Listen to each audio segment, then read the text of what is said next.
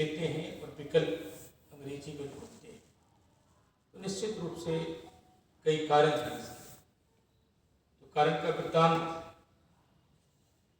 इतना तो नहीं करूँगा, लेकिन कुछ लोगों से परिचर्चा में मैं आमंत्रित करूँगा, तो कुछ रूपरेखा अगर मैं खींच दूंगा तो सबसे पहले एक हिंदी दिवस होता है और आज है विश्व हिंदी दिवस।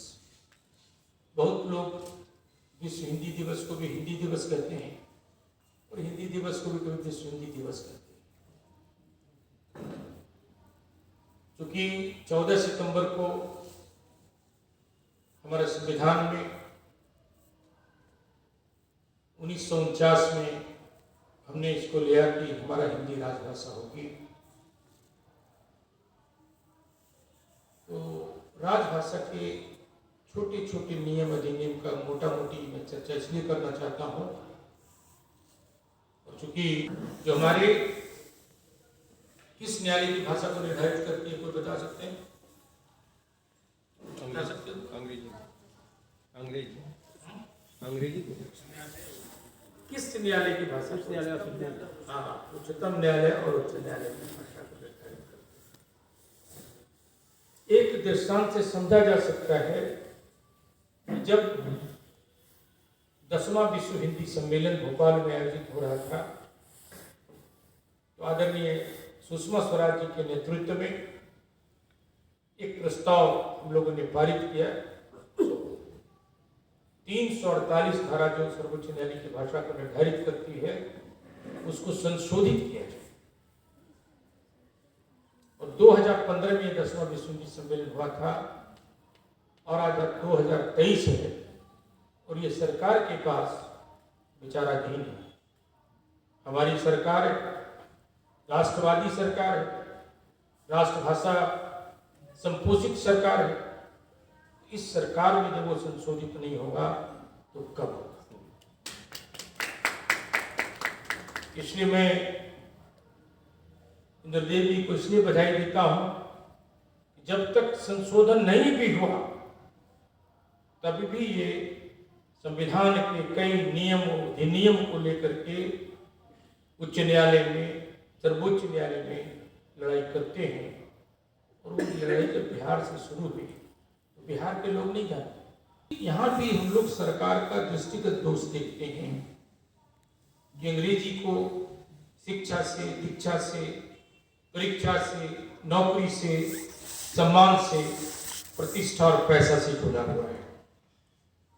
तो दिक्कत क्या होती है कि नीति जो हमारी बनी हुई है, राजभाषा नीति अगर हिंदी केंद्रित है तो रोजगार नीति अंग्रेजी केंद्रित है। अगर राजभाषा हिंदी या भारतीय भाषा पढ़कर हम एक चपरासी का नौकरी नहीं ले सकते तो कौन अपने बच्चे को हिंदी या भारतीय भाषा में पढ़ाना चाहे? इसलिए हम लोग सरकार से मांग करते हैं कि कोई भाषा खराब नहीं होती है, किसी भाषा को हटाने की जरूरत नहीं है, अंग्रेजी को भी हटाने की आवश्यकता नहीं है। आप हिंदी और भारतीय भाषाओं में उच्च शिक्षाओं में विकल्प दे दें, मुझे लगता है तो समाधान हो जाएगा। बिल्कुल। अभी नई शिक्षा नीति आई, उसको वृत्तांत में जाने की आवश्यकता नहीं है, लेकिन एक मूल बात मैं बता देता हूँ कि नई शिक्षा नीति कहती है हम हिंदी में भी पढ़ाएंगे, भारतीय भाषा में पढ़ाएंगे, क्षेत्रीय भाषा में पढ़ाएंगे, बोली में भी पढ़ाएंगे।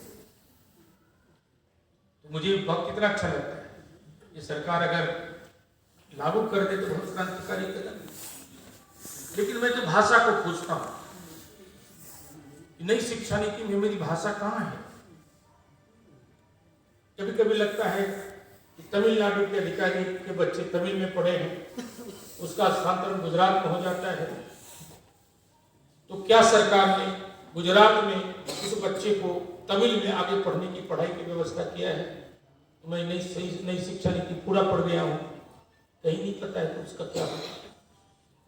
और एक जगह तो हैरत तब होती है जब कहती है हमारी सरकार कि नए विश्वविद्यालय खोले जाएंगे और विदेशी विश्वविद्यालय को आमंत्रित किए जाएंगे। तो क्या विदेशी विश्वविद्यालय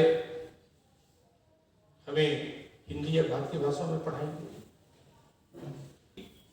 हिंदी के माध्यम से षड्यंत्र चलता है।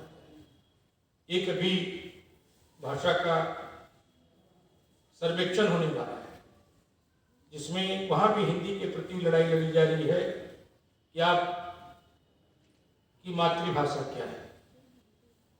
किसी की अंगिका हो सकती है, किसी की मैथिली हो सकती है, किसी की बज्जिका हो सकती है, बुंदेली हो सकती है। तो हिंदी किसकी मातृभाषा होगी? ये हिंदी के प्रति एक बहुत बड़ा षड्यंत्र रचा गया है। जैसे आज हम बोलते हैं कि पूरे विश्व में हिंदी दूसरी भाषा है, तो हिंदी की गिनती तो कम हो जाएगी। बिहार में हिंदी बोलने वाले कोई नहीं हो, हिंदी भाषी नहीं हो। तो इसलिए हम लोगों ने गृह मंत्री जी को पत्र लिख करके कम से कम 4-5 पत्र लिखा हूं कि जब भी भाषा सर्वेक्षण हो तो उसमें एक राष्ट्रभाषा का कॉलम जरूर आप रखें।